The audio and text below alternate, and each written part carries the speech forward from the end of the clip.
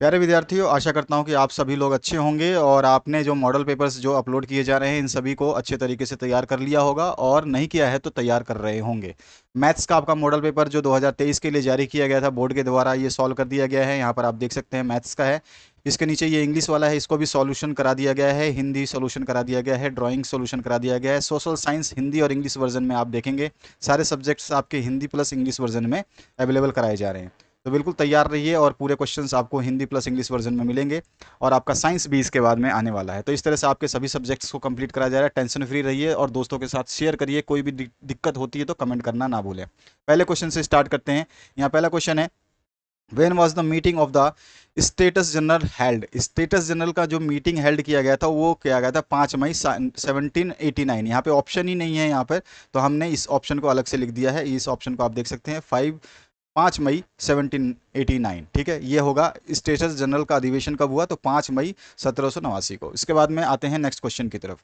Next question में है, who wrote a book the spirit of laws. The spirit of laws नामक जो ग्रंथ है या बुक है, किसने रचना की इसकी या किसने लिखा, तो यहाँ हो जाएगा आपका राइट आंसर, वो हो जाएगा मांत्स्क्यू ने। तो यहाँ पे बी ऑप्शन जो है मांत्स्क्यू, ये करेक्ट हो जाएगा आपका यहाँ पे मांत्स्क्यू। ठीक है, इसके बाद आते हैं नेक्स्ट क्वेश्चन की तरफ। क्वेश्चन नंबर थर्ड देखिए। क्वेश्चन नंबर थर्ड में पूछा गया है, who was leading the Bolshevik. तो बोल्शेविक को कौन लीड कर रहा था, तो यानी कि नेतृत्व कौन कर रहा था, तो आंसर आ जाएगा आपका लेनिन। ठीक है, तो लेनिन जो है इसका आंसर होगा, लेनिन। इसके बाद आते हैं नेक्स्ट फोर्थ क्वेश्चन पे। When was the Weimar Republic founded in Germany. तो जर्मनी में वाइमर रिपब्लिक की स्थापना कब की गई थी, ये आपको बताना है। तो इसका राइट जो आंसर हो जाएगा वो हो जाएगा आपका 1933 में। तो यहाँ पर सॉरी 1999 में, सी ऑप्शन जो है आपका करेक्ट हो जाएगा। ठीक है, 1999 में, 1999 में, 1919 में। उसके बाद आ जाइए पांचवें क्वेश्चन की तरफ। यहाँ से पूछा गया आपसे, the river Narmada has its source at. यानी नर्मदा नदी कहाँ से उद्गम हुई है या कहाँ से निकली है, तो यहाँ पे आंसर हो जाएगा आपका अमरकंटक। ठीक है, अमरकंटक से निकली है, तो ख ऑप्शन जो आपका करेक्ट हो जाएगा। इसके बाद जो नेक्स्ट क्वेश्चन है, the western coastal strip south of Goa is referred to as. यानी कि साउथ गोवा, गोवा के दक्षिण में स्थित पश्चिम तटीय पट्टी जो है वो कौन सी है, तो साउथ के जो पट्टी है उसका नाम क्या होगा, तो उसका हो जाएगा हमारा मालाबार। ठीक है, तो मालाबार जो है इसका राइट आंसर हो जाएगा। Malabar is the right answer. ठीक है, western coastal strip south of Goa जो है मालाबार के नाम से जाना जाता है। ठीक है, इसके बाद आ जाइए नेक्स्ट क्वेश्चन पे। इसमें है आपका, the eastern most longitude of India is. Eastern की बात हो रही है, यानी पूर्वी देशांतर कौन सा है, तो 97 डिग्री 25 मिनट ईस्ट जो है, ए ऑप्शन आपका करेक्ट हो जाएगा। ठीक है, क्लियर हुआ आपको। इसके बाद आ जाइए नेक्स्ट क्वेश्चन पे। नेक्स्ट क्वेश्चन में आपसे पूछेगा, in which Indian state lake Chilka is located. Chilka झील जो है भारत के किस राज्य में स्थित है, ये आपसे पूछा गया है। तो आपका क्या आंसर हो जाएगा, राइट आंसर हो जाएगा ये उड़ीसा में है। ठीक है, तो डी ऑप्शन जो है, चिल्का झील कहाँ पर है, तो यहाँ पर उड़ीसा में स्थित है ये। इसके बाद आ जाइए नेक्स्ट जो है आपका 9th नंबर क्वेश्चन। इसमें पूछा गया, Nelson Mandela was leader of which country. तो नेल्सन मंडेला किस देश के नेता थे, तो आपको सभी को अच्छी तरीके से पता है कि वो जो नेता थे वो थे आपके दक्षिण अफ्रीका के। ठीक है, इसके बाद आ जाइए नेक्स्ट क्वेश्चन की तरफ। Question number 10। क्वेश्चन नंबर 10 जो है आपसे पूछा गया, dash is the soul and mirror of the constitution. तो क्या होता है आपका संविधान की आत्मा और दर्पण। तो यहाँ पर चार ऑप्शन है और चारों में से आपका जो बेस्ट ऑप्शन है वो हो जाएगा प्रस्तावना। ठीक है, प्रीमेबल। तो यहाँ पर जो है ए ऑप्शन आपकी करेक्ट हो जाएगी, यहाँ पर का ऑप्शन जो है ये करेक्ट हो जाएगा। इसके बाद आते हैं नेक्स्ट क्वेश्चन की तरफ। नेक्स्ट जो क्वेश्चन है इसको देखिए, what is the main activity in Palampur. तो सभी को पता है farming is the best activity in Palampur. तो यहाँ पर जो है फार्मिंग यानी खेती जो है पालमपुर की मुख्य क्रिया है। ठीक है, इसके बाद आते हैं 12 नंबर पे, what is investment in human capital formation. तो मानव पूंजी निर्माण में निवेश से होता है, तो किस में होता है निवेश, तो आपको बताना है। तो राइट आंसर हो जाएगा आपका जो है उपरोक्त सभी में, एजुकेशन में भी, हेल्थ में भी और ट्रेनिंग में भी। मानव पूंजी निर्माण किस में निवेश करता है, तो ये शिक्षा में भी करता है, स्वास्थ्य में भी करता है, प्रशिक्षण में भी, उपरोक्त सभी यानी कि ऑल ऑफ अबव जो है इसका डी ऑप्शन करेक्ट हो जाएगा।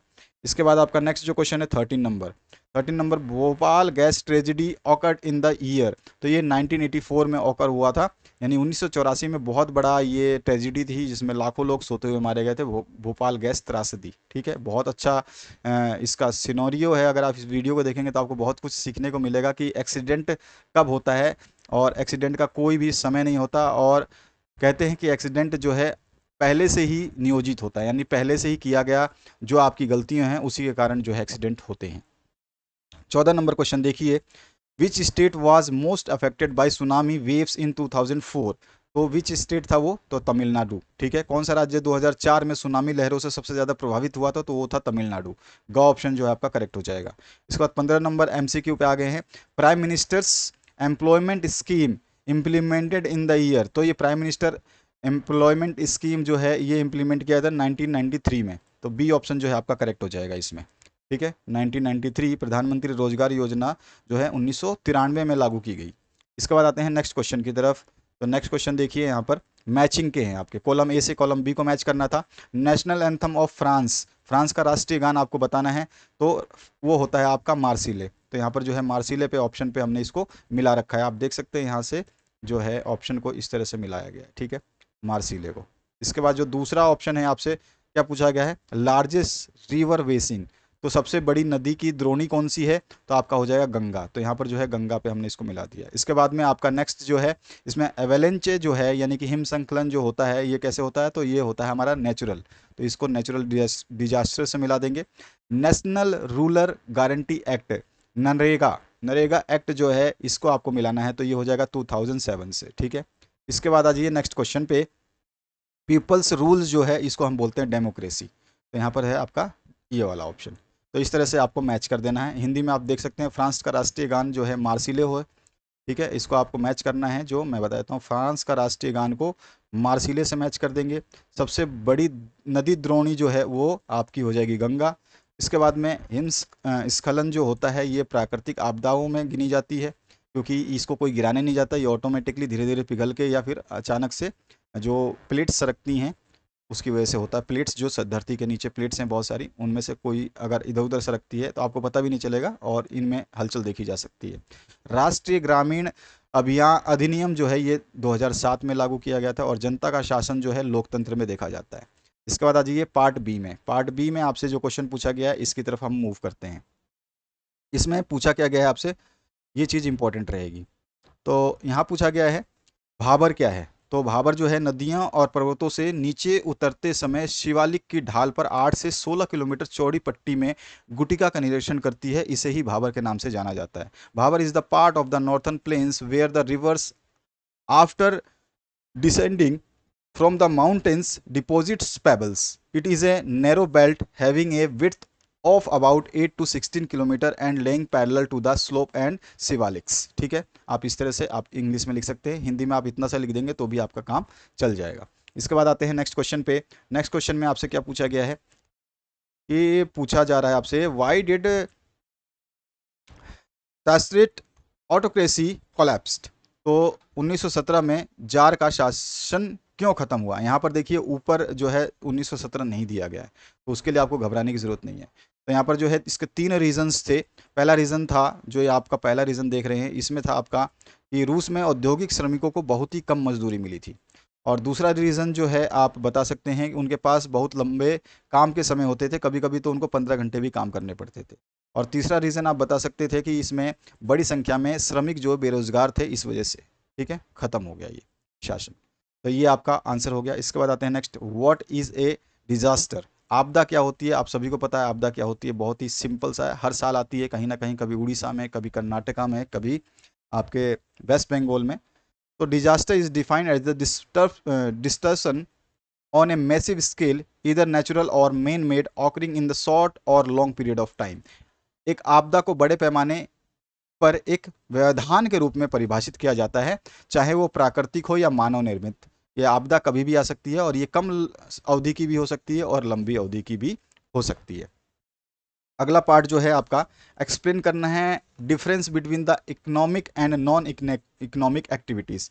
मतलब आर्थिक और गैर आर्थिक क्रियाओं में आपको अंतर बताना है। तो इकोनॉमिक एक्टिविटीज़ आप बता सकते हैं यहाँ पर लिखा गया है इकोनॉमिक एक्टिविटीज़ क्या क्या हो सकती हैं। पहले पॉइंट से अगर आप देखेंगे तो यहाँ पर समझा दिया जाएगा आपको कि आपका पहला इकोनॉमिक एक्टिविटी क्या होता है। तो आप सीधा सीधा कह सकते हैं, अगर हम पहले पॉइंट की बात करें, ये पहला पॉइंट जो है आपका, इसमें सिंपल सिंपल बताया जा रहा है कि आर्थिक गतिविधियों से तात्पर्य लाभ के लिए वस्तुओं और सेवाओं के उत्पादन और उपभोग से संबंधित मानवीय गतिविधि जो होती हैं वो इसमें शामिल होती हैं। ठीक है, तो ये पूरा का पूरा जो आपको लाइन बता रही है, क्या बता रही है कि आर्थिक गतिविधियों से तात्पर्य लाभ के लिए वस्तु और सेवाओं के उत्पादन और उपभोग से संबंधित मानवीय गतिविधि से है।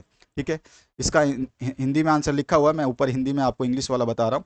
दूसरे पॉइंट में आपका लिखा गया है जो आर्थिक गतिविधि है इसका मकसद जो है पैसा कमाना है। और तीसरे पॉइंट में जो है लिखा गया है कि इसके परिणाम स्वरूप धन और संपत्ति का निर्माण होता है। नॉन इकोनॉमिक एक्टिविटीज़ की बात करें तो इसमें पहला पॉइंट जो है आप देख सकते हैं यहाँ पर। तो ये पहले पॉइंट में आपको बताया जा रहा है कि गैर आर्थिक गतिविधि से तात्पर्य ऐसी गतिविधि से है जो बिना किसी मौद्रिक लाभ के दूसरों को सेवाएं प्रदान करने के उद्देश्य से की जाती है। मौद्रिक लाभ यानी कि बिना पैसे के जो सेवाएं की जाती हैं वो सारी नॉन इकोनॉमिक एक्टिविटीज़ में आती हैं। उसके बाद में दूसरा जो है यहाँ पर आप पॉइंट बता सकते हैं नॉन इकोनॉमिक एक्टिविटी का, गैर आर्थिक गतिविधि का मकसद जो है, नॉन इकोनॉमिक एक्टिविटी का मकसद जो है सामाजिक और मनोवैज्ञानिक कारण हो सकते हैं। समाज की भलाई, ठीक है, आपके मन में आस्था जगी है कि आपको सेवा करना है, तो ये सब इसके रीज़न हो सकते हैं। और यहाँ पे थर्ड पॉइंट आप बता सकते हैं आसानी से, इससे संतुष्टि और खुशी मिलती है। ठीक है, तो ये आप नॉन इकोनॉमिक एक्टिविटीज़ में जो है अंतर बता सकते हैं। इनमें दोनों में डिफरेंसेस इस तरह से, टेबुलर फॉर्म में लिखना चाहें तो टेबल बना ले, एक तरफ नॉन एक्टिविटी लिखे, एक तरफ एक्टिविटी लिखे और फिर लिख सकते हैं। इसके बाद आ जाइए 21 नंबर क्वेश्चन पे। 21 नंबर है आपका, किसी देश की अर्थव्यवस्था के लिए नदियां महत्वपूर्ण क्यों हैं? Why are rivers important to the economic of a country? तो यहाँ पे सबसे पहला पॉइंट की अगर मैं बात करूँ तो यहाँ पर जो है पहला पॉइंट देखिए, इसको इसमें लिखा गया सीधा सीधा कि नदी है जो है कृषि के उद्देश्य से और जो बिजली पैदा करने के लिए बहुत फ़ायदेमंद है। ठीक है, तो ये आपका एक रीज़न हो जाएगा। उसके बाद में दूसरा जो आप पॉइंट लिख सकते हैं, इसका क्या मेन रीज़न है, यह परिवहन के लिए मत्स्य पालन और अंतर्देशीय चैनल भी प्रदान करता है। उसके अलावा जो है तीसरा पॉइंट जो है आप लिख सकते हैं कि सांभर झील जैसी झीलें खाने योग्य नमक जो है प्रदान करती हैं, तो इसीलिए नदियाँ इंपॉर्टेंट हैं। और इसके अलावा जो है they also help develop tourism and provide recreation, ये पर्यटन को विकसित करने में और मनोरंजन प्रदान करने में भी मदद करते हैं। इसके बाद आते हैं नेक्स्ट क्वेश्चन की तरफ। आप यहाँ से हिंदी मीडियम के स्टूडेंट्स देख सकते हैं, मैंने आपको इंग्लिश वाला जो है हिंदी में बता दिया। अब यहाँ पर जो क्वेश्चन है इसके और पार्ट को देखिए। और पार्ट में आपसे पूछा गया है describe the northern plains of India, Bharat के उत्तरी मैदान का आपको वर्णन करना है। ठीक है, यहाँ पे जो पैराग्राफ लिखा है इसको मैं आपको समझाता हूँ, पूरा का पूरा पैराग्राफ जो है हिंदी में समझा देता हूँ ताकि आप लोगों को समझ में आ पाए। पूरा पैराग्राफ पढ़ते जाना और मैं आपको हिंदी में इसको बता देता हूँ। देखिए यहाँ पर लिखा है northern plains lie in south of Himalaya mountains and north of Deccan plateau. तो यहाँ पर जो है उत्तरी मैदान हिमालय पर्वत के दक्षिण और दक्कन के उत्तर में स्थित है। It is formed by flooding of 3 major rivers, Ganga, Brahmaputra. ठीक है, तो यहाँ पर जो है हम कह सकते हैं यह और यमुना भी है इसमें। ठीक है, रिवर्स इंदुस भी है इसमें, और आपका गंगा भी है और ब्रह्मपुत्र, ये 3 नदियों के द्वारा जो है ये होती है। उसके बाद के ये यमुना और आपका जो है यह 3 प्रमुख नदी सिंधु, गंगा और ब्रह्मपुत्र के बाढ़ से बना है। उसके बाद में it is drained by many other rivers like, और यह यमुना, घाघरा, गंडक आदि कई अन्य नदियों द्वारा निकाला जाता है। यह 12 नदियां हैं जो पूरे वर्ष बहती हैं, जो मैदानी इलाकों में अपनी उर्वरता बनाए रखने में मदद करती हैं, और इसके पास दुनिया में जो है सबसे ज़्यादा जलोढ़ मिट्टी का भाग है जो कि 2400 किलोमीटर है। इन मैदानों की मिट्टी बहुत उपजाऊ होती है और यह बड़ी संख्या में यहाँ पे लोग जो है रहते हैं जो आजीविका के लिए कृषि पर निर्भर होते हैं। तो ये पूरा पैराग्राफ मैंने आपको हिंदी में समझाया और ये इंग्लिश में आंसर लिखा हुआ है, इसके नीचे मैंने हिंदी में लिखा हुआ है। ठीक है, आप इसको पढ़ लेंगे तो आपको समझ में आ जाएगा। इसके बाद जो नेक्स्ट क्वेश्चन है इसको देखिए। यहाँ पर जो है describe any 5 necessary conditions for the success of democracy, लोकतंत्र की सफलता के लिए किन्हीं 5 आवश्यक शर्तों को जो आपको लिखने हैं, कोई भी 5 आपको लिख देने हैं। तो पहला पॉइंट अगर आप देखें तो पहले पॉइंट को मैं आपको हिंदी में समझा दूं। पहला पॉइंट आपको क्या बोल रहा है, देखिए पढ़ लीजिए इसको, इंग्लिश में, हिंदी में समझा रहा हूँ। लोकतंत्र की अच्छाई का आनंद लेने के लिए गरीबों और निरक्षरों का सशक्तिकरण होता है, ये एक इसका सफलता के लिए शर्त है। दूसरा जो है, निर्वाचित लोगों में अपनी शक्तिशाली स्थिति और सार्वजनिक संपत्ति का दुरुपयोग ना करने की इच्छा, ठीक है, ये भी इसके लिए सफलता के लिए ज़रूरी है कि उनकी ऐसी इच्छा ना हो कि इसका जो है दुरुपयोग करें। उसके बाद में नेक्स्ट जो है थर्ड पॉइंट हम इसमें आप समझा सकते हैं, सामाजिक बुराइयों और खतरों का उन्मूलन जिससे लोकतंत्र पीड़ित है, इसके लिए इसकी सफलता हो सकती है। और चौथा पॉइंट जो है आपका, इसमें आप बता सकते हैं, जनता की राय बनाने के लिए एक निष्पक्ष और कुशल प्रेस भी हम बोल सकते हैं, ठीक है। उसके अलावा जो है presence of strong public opinion और मजबूत जनमत की उपस्थिति भी जो है इसको सफलता के लिए जो है आवश्यक शर्तों में शामिल की जाती है। तो ये आप 5 पॉइंट जो है इस तरह से लिख सकते हैं, और 5 पॉइंट को मैंने यहाँ पे हिंदी में भी लिखा है, आप इसको देख सकते हैं। इसके बाद और ऑप्शन जो है, why do we need a constitution, हमें संविधान की ज़रूरत क्यों है, ठीक है, यहाँ पे मिसप्रिंट है, हमें संविधान की ज़रूरत क्यों है। तो यहाँ पे देखिए कॉन्स्टिट्यूशन की आवश्यकता बहुत सारे रीजंस से होती है, अगर हम इन रीजंस को समझें तो बहुत ही ज़्यादा हमको मदद मिलती है। तो पहला पॉइंट जो देखोगे आप, इसमें क्या लिखा है देखिए, संविधान जो है, इसमें पहले पॉइंट को आपको समझा देता हूँ। संविधान मौलिक सिद्धांतों या स्थापित मिसालों का एक निकाय बोल सकते हैं, एक समूह बोलते हैं, जिसके अनुसार किसी देश ने शासित होना स्वीकार किया है, ठीक है, ये चीज़ हो गई इसमें। दूसरी चीज़ आप इसमें समझा सकते हैं, पॉइंट वाइज लिखेंगे तो आपको क्या होगा कि याद करने में आसानी होगी। संविधान नियमों और सिद्धांतों का एक समूह है जिससे किसी देश के सभी नागरिक उस मूल तरीके और अनुपात के रूप में सहमत हो जाते हैं जिसमें वे चाहते हैं कि देश का शासन किया जाए। उसके बाद में आपका नेक्स्ट जो पॉइंट है, इसमें देखिए, इसमें आपसे पूछा गया है, संविधान देश के उत्थान के लिए नागरिकों के आदर्शों को भी बताता है। इसके बाद में नेक्स्ट जो पॉइंट है, ये भी आपका बता सकता है कि देश के बेहतर भविष्य के लिए हमें संविधान की ज़रूरत होती है। इसके बाद नेक्स्ट जो पॉइंट है, इसमें हम बता सकते हैं कि देश का संविधान नागरिकों को स्वतंत्र रूप से जीने का रास्ता देता है, साधन देता है, क्योंकि उन्हें मौलिक अधिकार प्रदान किए जाते हैं। इसके बाद अगले पॉइंट में हम बता सकते हैं, संविधान जो है सत्ता सरकार की असीमित शक्ति को भी प्रतिबंध करता है, ठीक है, मतलब कोई भी अपनी मर्जी से कुछ नहीं कर सकता है, ताकि सरकार अपनी शक्तियों का दुरुपयोग ना कर सके। तो यहाँ पर मैंने इसको पॉइंटों को हिंदी में लिखा है, आप देख सकते हैं, इनको पढ़ लीजिए पॉज करके। इसके बाद आ जाइए नेक्स्ट क्वेश्चन की तरफ। नेक्स्ट जो क्वेश्चन है, इसमें शिक्षित बेरोजगारी भारत के लिए विशेष समस्या क्यों है। अब यहाँ पे समस्या क्या है कि एजुकेटेड जो लोग हैं वो भी अनएम्प्लॉयड है, और इसको स्पेशल प्रॉब्लम ऑफ इंडिया में काउंट किया जाता है।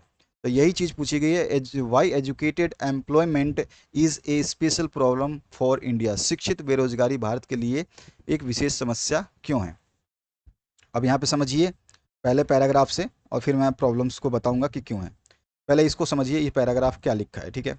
इस पैराग्राफ में हम लिख रहे हैं, शिक्षित बेरोजगारी एक विशेष समस्या है जो मुख्य रूप से शहरी क्षेत्रों में दिखाई देती है या प्रचलित है। बहुत से लोग जो मैट्रिक या ग्रेजुएशन और पोस्ट ग्रेजुएशन पास कर चुके हैं, उन्हें रोजगार नहीं मिल पा रहा है, और बेरोजगारी की इस समस्या के निम्नलिखित कारण हो सकते हैं। तो कारण कौन कौन से यहाँ पे हम पॉइंट वाइज डिस्कस करेंगे। पहला पॉइंट देखिए ध्यान से, पहला है औद्योगिक और सेवा क्षेत्र में विकास की जो दर है वो खराब है। इसके बाद में जो सेकंड ऑप्शन है, इसमें हमने लिखा है कि बेरोजगार स्थानांक जो कि ग्रेजुएट होते हैं, तो बेरोजगार जो ग्रेजुएट हैं उनमें वृद्धि हो रही है, क्योंकि वह स्वरोजगार यानी कि अपना रोजगार पसंद नहीं करते हैं, करना पसंद नहीं करते हैं। इसके बाद में नेक्स्ट जो थर्ड पॉइंट है, इसमें आपसे देखिए क्या पूछा बताया गया है, इसको समझिए। थर्ड पॉइंट में बताया है, जब कुछ श्रेणियों में अधिशेष शक्तिजन है, अन्य क्षेत्र में भारी कमी है, यानी कि किसी जगह तो किसी कैटेगरी में बहुत ज़्यादा लोग हैं, और कई ऐसे एरिया हैं जहाँ पर लोगों की कमी है। जैसे आप देख रहे हैं अभी अग्निपथ नाम की स्कीम आई है जिसके थ्रू लोगों की भर्ती की जा रही है, क्योंकि वाकई में बॉर्डर पे लोगों की कमी है, और उसके लिए इन्होंने ये योजना निकाली है। इसके बाद जो है आप चौथे पॉइंट में आप लिख सकते हैं यहाँ पर कि जो शिक्षित हुआ है वो हमेशा सफ़ेद पोशी नौकरियों के लिए जाना पसंद करते हैं, यानी कि वाइट कॉलर जॉब बोलते हैं, जिसमें हाथ गंदे ना हो, मेहनत ना करनी पड़े, बैठ करके चेयर पे काम करें। उसके बाद पांचवा जो पॉइंट है हम इससे समझा सकते हैं इस पूरी प्रॉब्लम को, जो है एक तरफ जो है तकनीकी रूप से योग्य व्यक्ति में बेरोजगारी देखी जाती है, और जबकि तकनीकी कौशल की अपर्याप्तता होती है, ठीक है, जो किसी देश के आर्थिक विकास के लिए आवश्यक है। तो तकनीकी जो बेरोजगारी देखी जाती है, ये भी परेशानी होती है, क्योंकि योग्य व्यक्ति तो हैं लेकिन उनमें बेरोजगारी इसलिए है कि उसकी जगह अयोग्य व्यक्ति बैठे हुए हैं ऑलरेडी। तो इस प्रकार बेरोजगारी की समस्या जो है देश के आर्थिक अधिभार को जो है बढ़ा देती है। यहाँ पर लिखा हुआ है, आप इसको देख सकते हैं। तो यहाँ पर आप इसको अगर हिंदी में नोट करना चाहें तो हिंदी में यहाँ पे लिखा हुआ है, आप हिंदी की समस्याओं को यहाँ से नोट कर सकते हैं। तो ये पूरा का पूरा सोल्यूशन आपका हिंदी में है। इसके बाद नेक्स्ट जो क्वेश्चन है उसकी बात करते हैं, इसका और पार्ट को।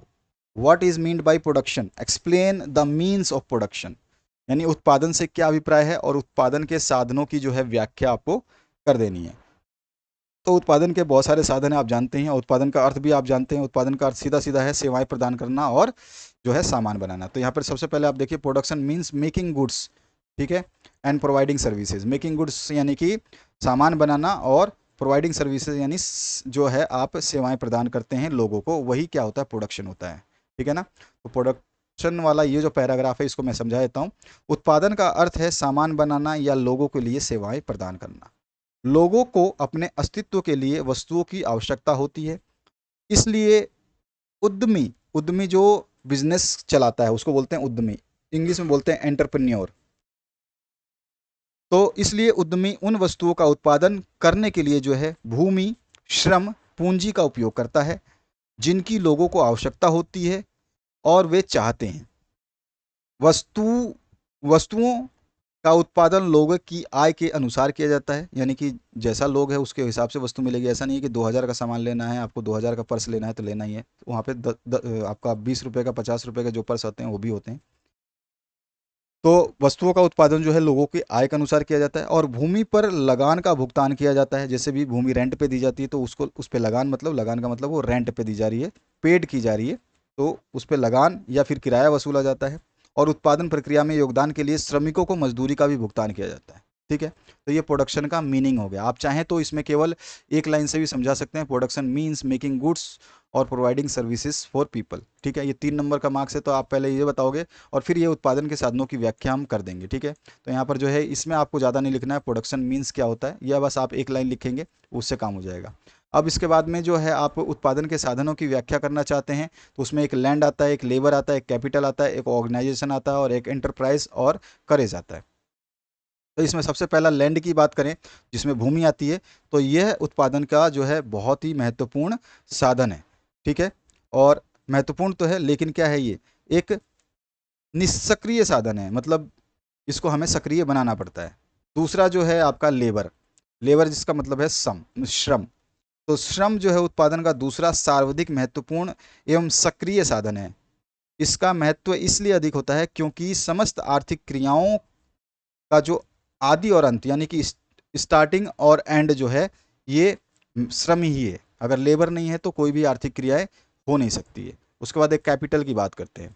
अब कैपिटल जो है आपका ये क्या है, कैपिटल जो है पूंजी कहलाती है। तो पूंजी उत्पादन का तीसरा सबसे महत्वपूर्ण साधन है। आज की आधुनिक जटिल उत्पादन अवस्थाओं में पूंजी का महत्व जो है निरंतर बढ़ता जा रहा है। इसके अलावा ऑर्गेनाइजेशन जो है, यानी कि जो संगठन है या इंडस्ट्रीज़ हैं, वो आ जाते हैं इसमें आपका प्रोडक्शन के लिए। तो यहाँ पर जो है संगठन उत्पादन का चौथा महत्वपूर्ण साधन होता है।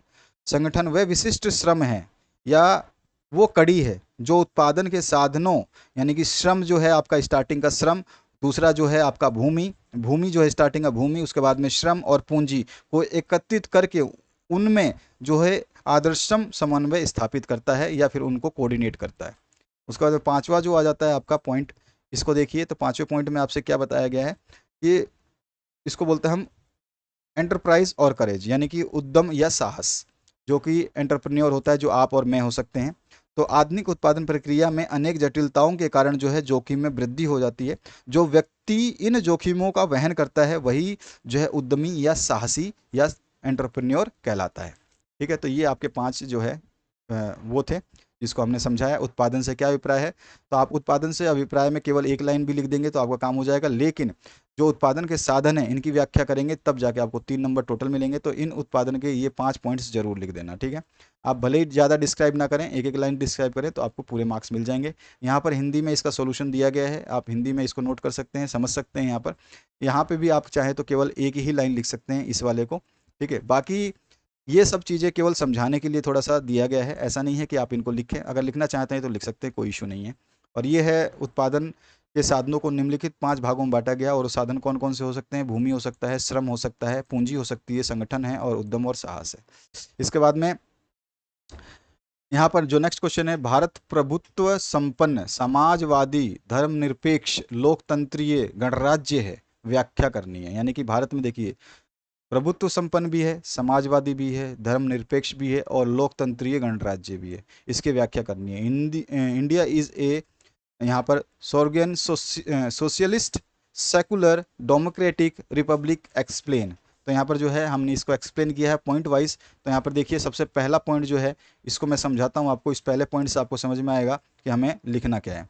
तो देखिए भारत का संविधान कुछ बुनियादी विशेषताओं को निर्धारित करता है, ठीक है, और जिससे भारत के प्राधिकरण द्वारा बदला या संशोधित या परिवर्तित नहीं किया जा सकता। ठीक है ना, इसमें कुछ ऐसे फीचर्स हैं जिनको हम छेड़ नहीं सकते, जिसमें बदलाव नहीं कर सकते।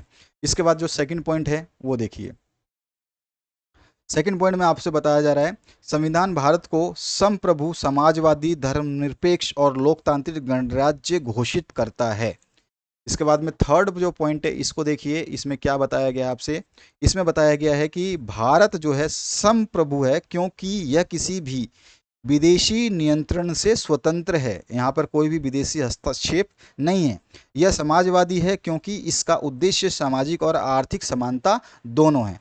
इसके बाद में आपका चौथा पॉइंट, चौथे पॉइंट में जो है इसमें देखिए, चौथा पॉइंट है यह धर्मनिरपेक्ष है क्योंकि भारत का कोई भी राज्य धर्म नहीं है, मतलब राज्य का कोई धर्म नहीं है, पूरे देश का जो धर्म है वही धर्म है, यानी कि किसी का स्पेशल धर्म नहीं है। यह लोकतांत्रिक है क्योंकि सरकार 5 साल के बाद सीधे लोगों द्वारा ही पहुंचती है या चुनी जाती है।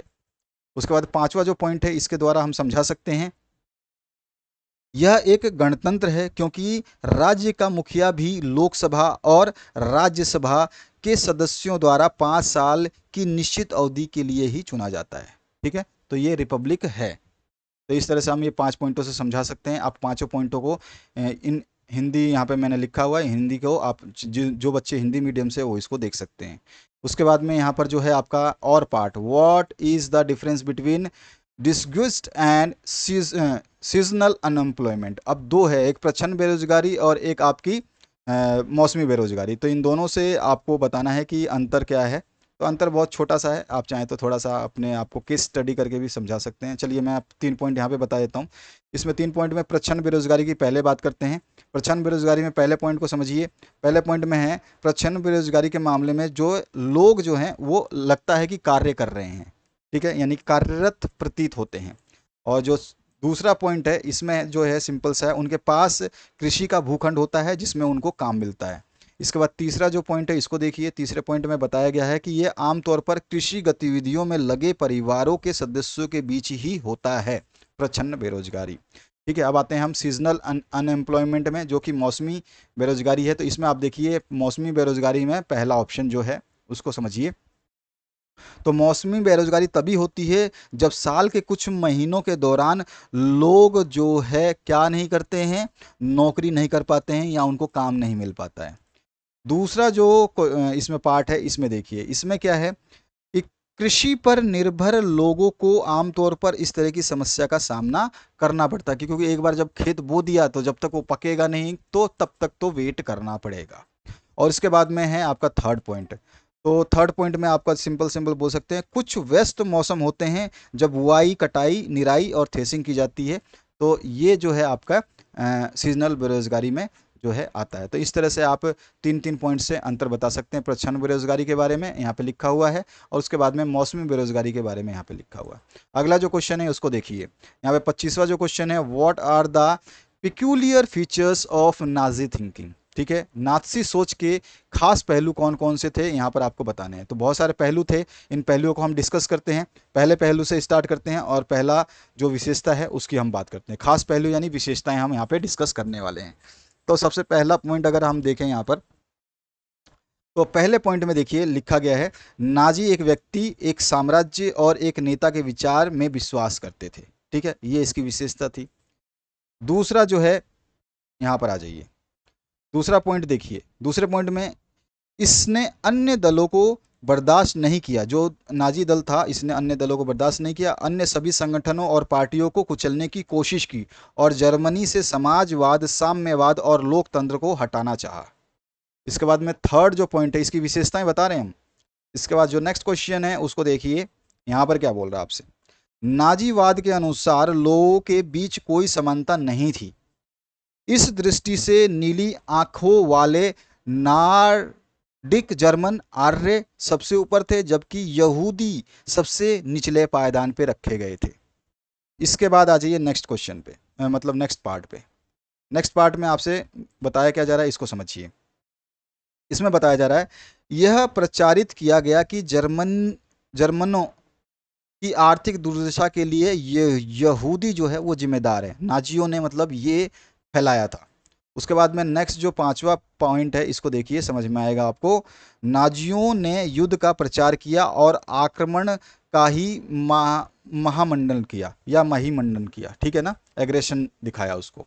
इसके बाद में आप नेक्स्ट पॉइंट में क्या लिख सकते हैं, नेक्स्ट पॉइंट में आप सीधा सीधा लिख सकते हैं कि नाजियों ने रहने की जगह पर लेबेंस राम के विचार में विश्वास किया, यानी नए क्षेत्रों का अधिग्रहण, यानी कि उन पे कब्जा किया जाना चाहिए ताकि जर्मनों को बसने के लिए अधिक जगह उपलब्ध हो सके। ये नाजी का एक सोच था, ये विशेषता थी उसकी। उसके बाद में नेक्स्ट पॉइंट में देखिए यहाँ पर क्या बता रहा है। नेक्स्ट पॉइंट समझिए इसको ध्यान से, उसके बाद में आपको समझ में आ पाएगा। तो अगला पॉइंट बोल रहा है, नाजी उन सभी लोगों को शारीरिक रूप से नष्ट करके शुद्ध जर्मनों का एक अलग नस्लीय समुदाय बनाना चाहते थे, जिन्हें उनके द्वारा अवांछनीय देखा गया था। ठीक है ना, यह अवांछनीय का मतलब क्या हो गया कि उनको मतलब इसी तरह से देखा गया था। और इसके बाद में जो 8वां पॉइंट है, इसको भी आप इसमें से कोई भी 5, 6 पॉइंट, 7 पॉइंट जो है बढ़िया तरीके से साफ सुथरे तरीके से समझा करके लिख देंगे। 8वां पॉइंट है, नाजियों का मानना था कि यहूदी जो है वो हीन थे और जर्मन दुख का कारण थे। ठीक है, यहूदी हीन थे और वो जर्मन दुख का कारण थे और इसीलिए उन्हें पूरी तरह से समाप्त कर दिया जाना चाहिए। इसके बाद में नेक्स्ट पॉइंट जो है इसमें देखिए नाजी क्या कहते हैं। इसमें बोला है, नाजी तर्क सरल था। ठीक है, आर्गुमेंट वाज सिंपल। सबसे मजबूत जाति बच जाएगी और कमज़ोर लोग नष्ट हो जाएंगे। तो नाजी तर्क बिल्कुल इतना ही था कि हमारे अगर हिसाब से चलोगे तो सबसे मजबूत जाति जो हम लोग चाहते हैं वो बच जाएंगे और जो कमज़ोर हैं वो ख़त्म हो जाएंगे। और अंतिम पॉइंट में जो है यहाँ पे बताया गया आपसे, आर्य जाति श्रेष्ठ थी, उसे अपनी पवित्रता बनाए रखनी थी, मजबूत बनना था और दुनिया पर हावी होना था। तो ये सारे के सारे जो है नाजीज के जो हैं बहुत ज़्यादा क्या हैं, खास पहलू थे जो उनकी सोच में शामिल थे। ठीक है, तो ये हम सारे के सारे इनकी सोच के बारे में हमने डिस्कशन किया।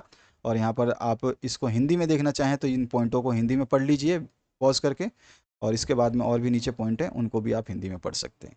इसके और पार्ट की तरफ हम मूव करेंगे तो वहाँ से हम देखेंगे नेक्स्ट क्वेश्चन को। ठीक है,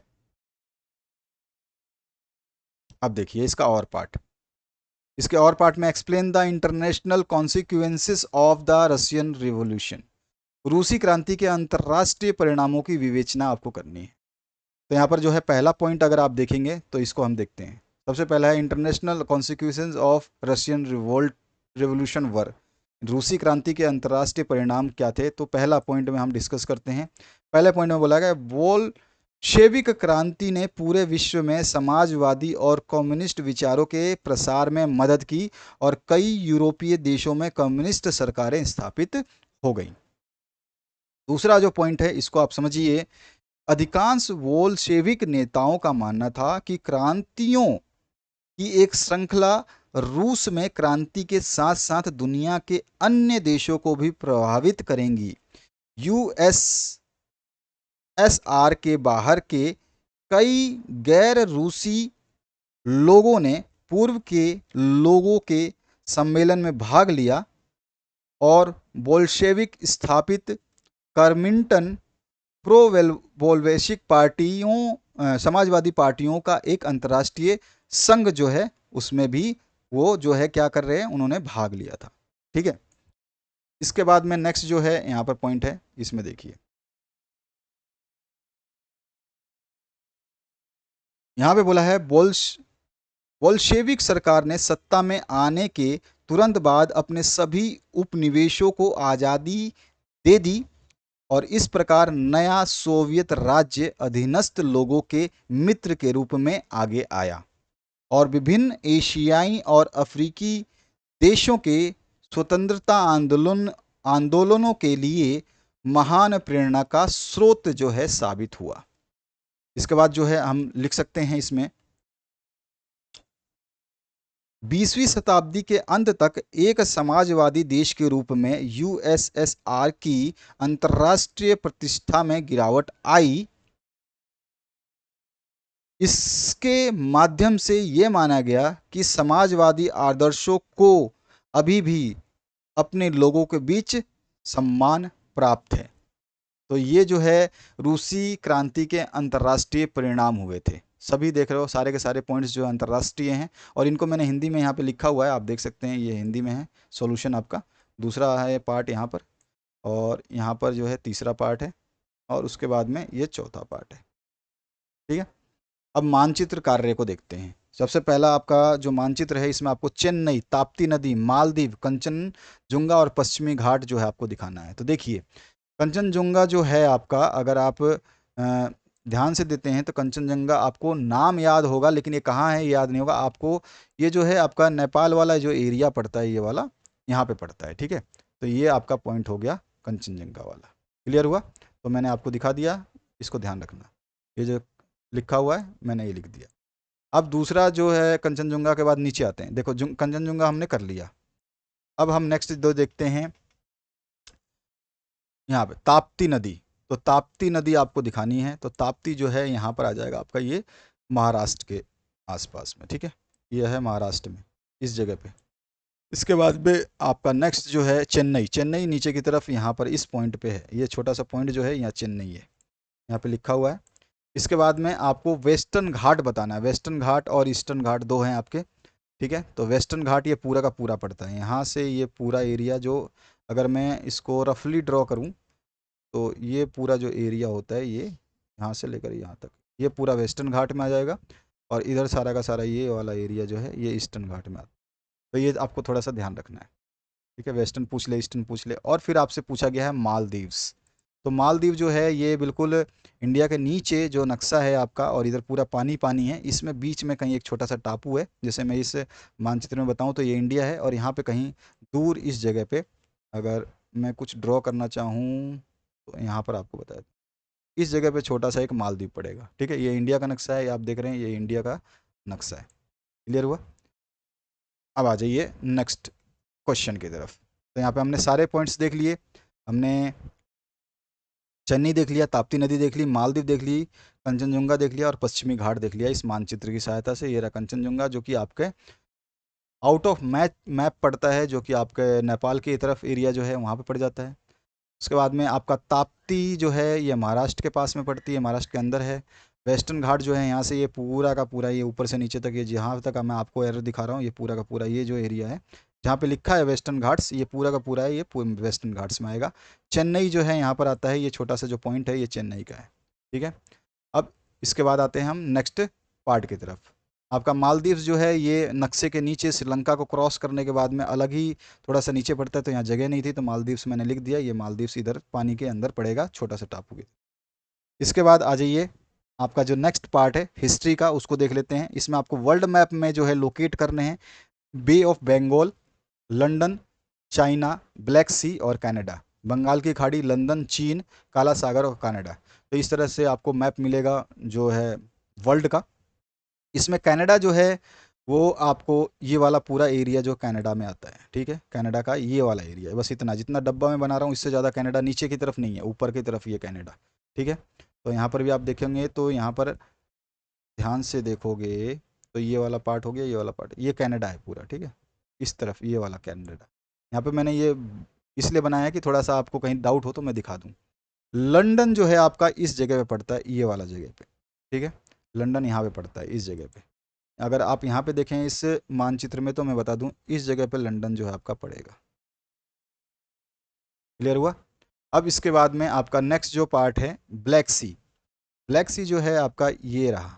अब यहाँ पे इस मानचित्र में आपको समझ में नहीं आ रहा होगा तो इसलिए मैंने यहाँ पे इस मानचित्र को लिया है। ब्लैक सी जो है ये छोटा सा जो है एरो वाला, ये ब्लैक सी है आपका, काला सागर। इसके बाद बे ऑफ बंगाल जो है ये आपका इंडिया का नक्शा जो होता है इसके बगल में जो खाली जगह है यहाँ पर बे ऑफ बंगाल यानी बंगाल की खाड़ी पड़ेगी। ये रहा, ये जो एरिया है यहाँ पर, ये पूरा का पूरा बंगाल की खाड़ी जो है इंडिया के बगल में, नक्शे के बगल में। चाइना पूछा है, चाइना जो है भारत का नक्शा जैसे ही ख़त्म होता है ऊपर की तरफ चाइना है, ठीक है। यहाँ पे आप देख सकते हैं ये पूरा है आपका इंडिया, और इंडिया के ऊपर जो है ये पूरा का पूरा चाइना है, देख रहे हैं आप। तो ये आपका एरिया जो है इधर वाला ये पूरा चाइना है। तो ये चीज़ आपसे पूछी गई थी और यही चीज़ हमने बता दी। इसमें कनाडा डिस्कस कर लिया हमने, पहला पॉइंट। उसके बाद में हमने बंगाल की खाड़ी डिस्कस की, ये रहा पॉइंट, ठीक है। उसके अलावा लंदन डिस्कस किया, ये रहा लंदन। ब्लैक सी जो है काला सागर वो भी हमने डिस्कस लिया, चाइना जो है उसको भी देख लिया, कनाडा तो हमने देख ही लिया था। तो आपके सारे के सारे पॉइंट्स हमने इसमें कवर कर लिए इस मानचित्र के थ्रू। तो जैसा मैंने बताया आपको सारे सोल्यूशंस अवेलेबल हैं, आप उन सभी को देख सकते हैं। ऑलरेडी आपका जो है ये सोशल साइंस का सोल्यूशन बना दिया, साइंस का इसके बाद आने वाला है, मैथ्स का ऑलरेडी अपलोड कर दिया गया है हिंदी प्लस इंग्लिश वर्जन में। इंग्लिश का विषय कंप्लीट करा दिया गया है, हिंदी का कंप्लीट करा दिया गया है, और अभी जो आपके सामने प्लेलिस्ट आ रही है इसमें सब कुछ देख सकते हैं। Thank you very much, have a good day.